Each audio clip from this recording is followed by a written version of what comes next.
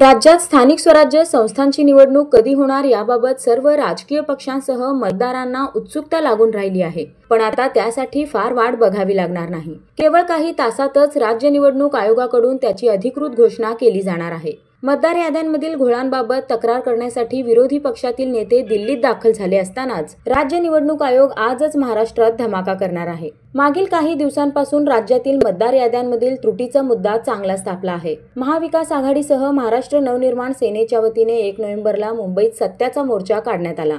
त्याआधी 2 दिवस निवडणूक आयोगाच्या अधिकाऱ्यांच्या भेटीगाठी झाल्या। आता विरोधी पक्षातील काही प्रमुख नेते आज दिल्लीत दाखल झाले आहेत। भारतीय निवडणूक आयोगाच्या अधिकाऱ्यांकडे ते तक्रार करणार आहेत। एकीकडे विरोधकांकडून मतदार याद्यांवर आक्रमक पवित्रा घेतला जात असताना राज्य निवडणूक आयोग मात्र ठरलेल्या वेळेतच निवडणुका पार पाडण्यासाठी सज्ज झाला आहे। मतदार याद्यांमधील त्रुटी दूर झाल्याशिवाय निवडणुका घेऊनच दाखवा असे आवाहन विरोधकांकडून देण्यात आले आहे। त्याला न जुमानता आयोगाकडून आज दुपारी 4 वाजता पत्रकार परिषदेत निवडणुकांच्या तारखा जाहीर केल्या जाणार आहेत। राज्यात 3 टप्प्यात स्थानिक निवडणुका होण्याची शक्यता आहे।